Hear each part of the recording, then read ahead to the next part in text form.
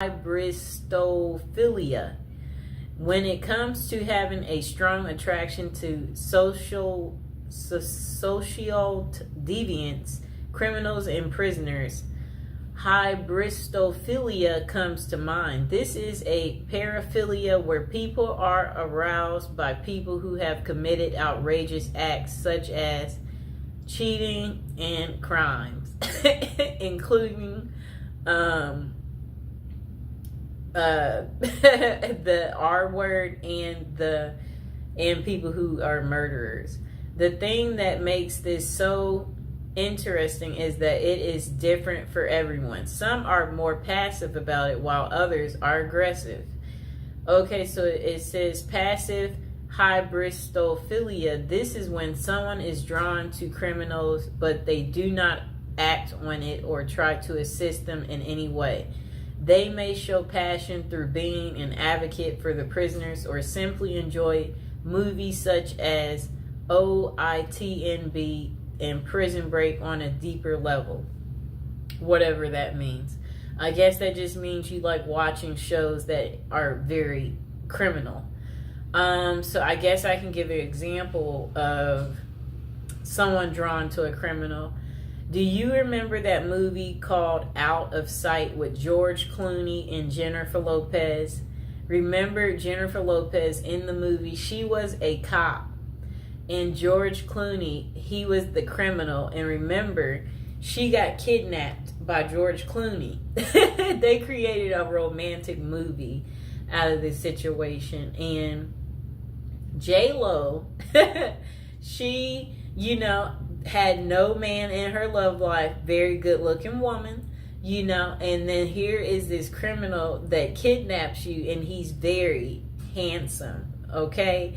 And you're just like, I'm finally getting some type of cool excitement, and you're like, look at this criminal.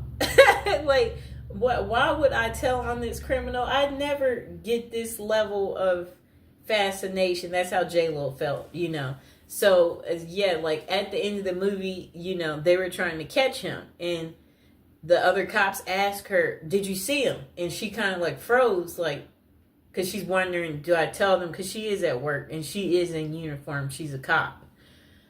And she's like, no. Like, she's not going to rat on him because she fell for the criminal.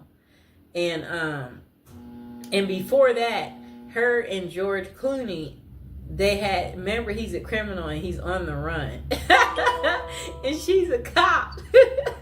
So, he had her number, so what happens is the criminal contacts you. Look, the criminal contacts you. You're at home and you're sleeping. The criminal contacts you.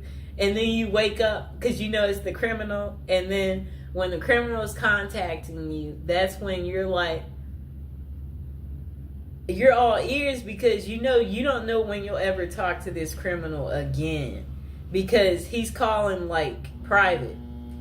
And you're enjoying this because you're like, where are you? I haven't heard from you in a while. I'm surprised to hear from you. That's what happened to her. He randomly calls, but she can't call him back because I understand this clearly, especially when you don't want to get caught in some type of way where I'm like, you know what? I want to be friends with that person, but they know this and that, so that could be bad. Where you just, you have to think about certain things. Where you're like, it might not be the best to.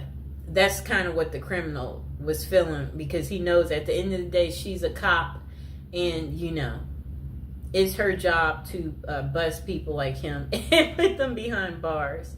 So anyway, they had their secret meetup in the movie. And their secret meetup, where they went out to dinner. They both was just, it was a night to just enjoy one another, talk to each other, clarify, yes, so why haven't I heard from you? And then he's like, well, blah, blah, blah, blah, blah. And then they had their one night of passion. It was an unforgettable, I guess, moment. That was her one night of fun. And then that was pretty much the end of it, and then she didn't hear from him anymore. Like, it's like, it was a really, really good movie.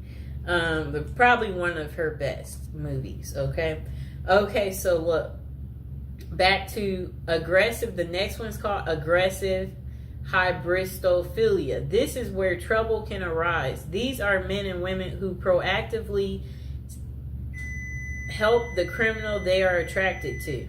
This means they could lure victims in, cover for criminals, bury bodies, and other severe acts. Bonnie and Clyde are the perfect example of this type. I'm trying to think, do I know of one like this?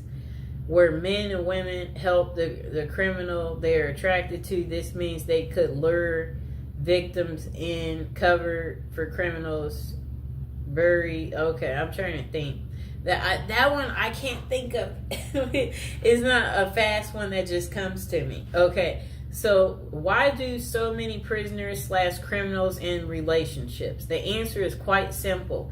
It is a mixture of hybristophilia, the desire for excitement from their mundane lives, the long distance passion, and the fantasy of it all makes people drawn to that lifestyle. In fact, there are over 40 different websites that cater to prisoner dating, such as meetaninmate.com.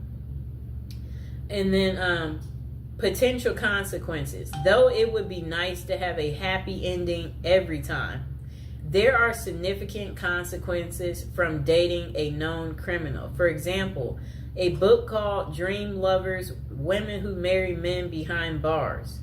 Jacqueline Wilcox Bailey talks about a real-life incident. Two sisters walked out of their long-term, boring relationships to get with prisoners. When those men were released, one of the sisters was murdered, and the other was beaten and tortured, which sent her supposedly posed lover back to jail. I think they mean prison. With this as a possibility, always be aware of the dangers you could be subjecting yourself. If you decide to follow that journey, with that being a solid case, does that mean that all prison love is fake and they are nothing but predators? Then they said myth. There is no such thing as true love in prisoners.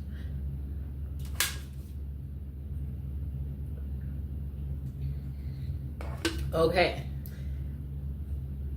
so they said there are some genuine and sincere relationships, but there are also tons of scams as well. How do you know the difference? If you are reading a letter from someone behind bars and they ask for money in any way, it is likely a scam. Do not fall for it. They could either be reaching out to women and men for financial gain, attention with the media, or to gain supporters, just like Ted Bundy, Richard Ramirez, and Scott Peterson did. I know what all of them look like. That's how infamous they are. For the record, serial killers such as those noted above are less often associated with scams and writing letters. You may think that they are great at manipulating, but that is not the case with them. They get away so well with murders and crimes because they are bold, always act like they have nothing to lose, and never overthink what they are doing. With an IQ of below average, more love letters come from non-serial killers who are much smarter and think things through better. Okay, overall, use your best judgment. These people will not always con you. They may be truly into letter writing for human connection. That's kind of funny because like they crave the connection, so that they're writing the letter because, you know, there are many people in jail who do not have family or friends to reach out to. So they turn to pen paling to feel involved, valued, heard, and feel like they matter. Though it may not always be about love, it can still be about companionship and support, and worth volunteering to help people such as them feel cared about. Bonus, how to craft a prison letter. One thing I noted the most about the letter I have how well written it is. There are no errors. The penmanship was nearly perfected and the message was very well contrasted. So how did someone in prison learn to write so well? One word: practice. Those who write love letters would use trial and error in their writing. For example, they would keep tabs on the responses they would get from their loved ones. When they said certain things, they would then work on perfecting in those areas to get even more positive responses. In addition, they could have utilized other inmates for assistance as well. More perspective is a catalyst for fostering new ideals and learning how to write a moving love letter or scamming someone successfully. If you want to learn to write a great letter, start with practicing. Use your feedback as a guide and never be afraid to ask for help so you can become a pro.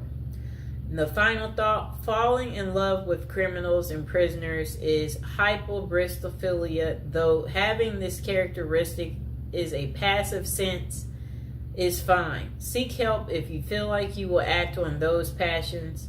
There are limited professionals that can assist, but it is worth finding a reputable person before you do anything drastic that could land you in jail yourself. Oh no. Remember, human connection and writing to prisoners is a great way to improve their quality of life. If you are talking to someone who has no one else on their side, keep being a hero to them. But always know the signs and be mindful if they are trying to scam you or not. The last thing you want to do is fall in love with someone behind bars only to find out they were using you for personal gain. At the last word from us, we don't know everything, but we do have an opinion on everything.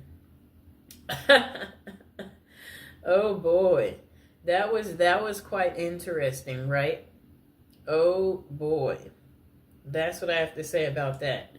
I hope that, now you know why women love men in prison. I hope this has gotten through to you guys, so you get that deep understanding here and you understand that, women can fall in love pretty much with anything, okay? So